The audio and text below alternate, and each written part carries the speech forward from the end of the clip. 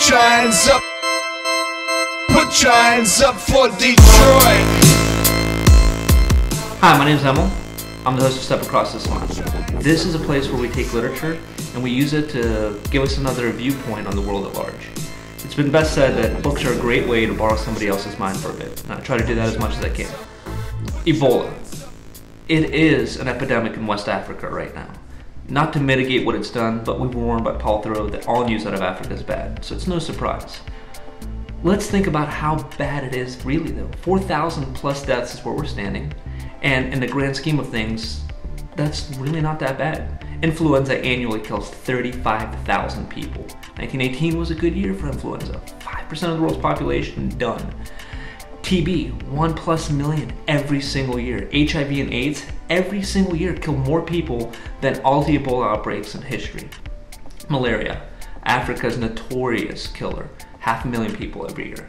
So at 4,000 plus deaths, is it really all that bad? In the spirit of the madness delivered by the media, let's run a little thought experiment.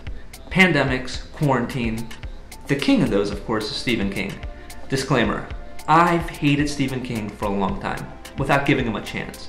I'm glad I did. The punk rock side of me always wanted to reject King as a good author. Too many people liked him, my mom read him. But these days, giving him a shot has really propelled my apocalyptic stand on things. Let's look at The Stand, Stephen King's 1980s coke-fueled masterpiece about a viral outbreak that leads to the end of days.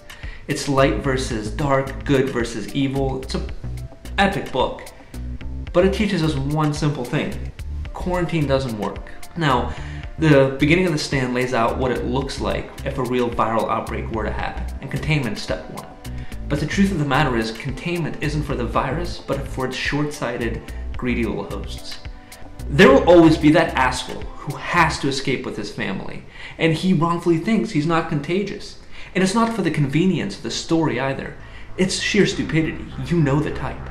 They have minivans and SUVs with quirky little stickers on the back. Their kids can't come within 10 feet of a peanut, and the bloated government's not going to tell them what to do. They're out of this town. And they always have friends and family that live in Shanghai, New York, Chicago. You know, heavily dense populated areas of this planet. In The Stand, the one thing I really think makes it a classic is you don't question stupidity.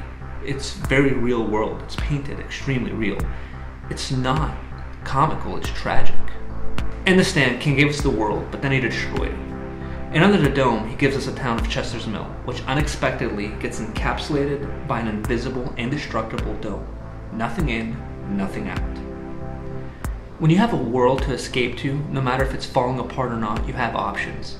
In a small town with no in or out, that's a whole different story.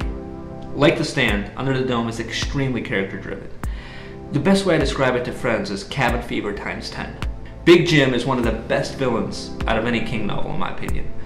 Imagine a quasi-wealthy man, a staple in the community, who at his heart is a coward. He's selfish. He's trapped in a community that in some shape, way, or form he's molested. Now imagine this, resources diminishing. Remember, nothing in or out. The skeletons of Chester's Mill rising from the closets. What traits of yours would be amplified in this situation to survive? Could you survive? If the media is right, you're either going to be dealing with Big Jim Rennie or Randall Flagg. Ebola isn't the end of the world. I don't think so. I don't think you do either. But if you got a taste for something like that, if you got a hankering for something close, well, give King's work some love. You'll be glad you did.